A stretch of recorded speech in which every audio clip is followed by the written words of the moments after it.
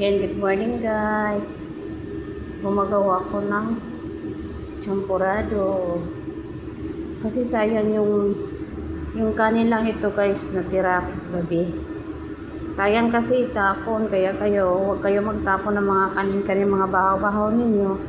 Pwede siyang mapakinabangan pang-almusal. O, lagyan mo lang siya ng kokwa. Tapos, kung nasa inyo lang yan, kung gusto niyo lagyan ng gatas. Ayan. Yung akin guys, sinalagyan ko siya ng gatas. Kaya medyo pusyaw-pusyaw ang kulay. Tapos asukal. Yung katamtaman lang na ng asin. Yung gusto nyo lang. Na panglasa. Yan guys, matipid ko sa kanin. Kaya kahit konti lang yung kanin, hindi ko tinatapon. Ginagawa kong champurado. Kain ng pang-almusal. At least nakakaano ng gutom guys. Kaysa itatapon nyo. Huwag kayo magtapon ng kanin. Habang kung may mga tira kayo pag gabi, ilagay nyo lang sa rep. Lagay nyo lang sa rep dyan. Sa rep ninyo. Tapos pag umaga, pwede nyo lutuin ng ganito. Yung champurado ninyo. Ayan na siya guys at kalalabasan. Nahuli ang video kasi may ginagawa pa ako.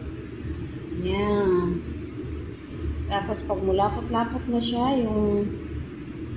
pag mulapot na siya talaga, pwede mo na siyang patayin yung apoy. Pwede dyan natin ready to serve na.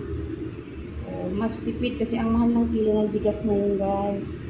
Lalo na dyan sa Pinas, ang mahal ng kilo ng bigas. Magkano na ngayon ang bigas ng kilo?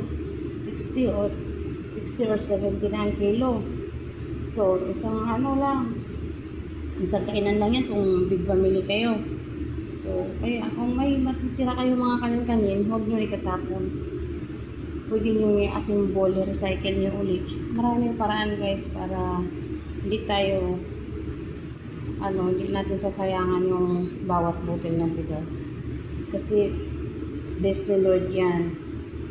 Kung walang manananim ng palay, kung walang magtatanim ng palay, wala tayong kakainin. Kaya, suportahan natin yung mga manananim ng palay kasi dahil sa kanila, nakakain tayo hanggang ngayon ng rice.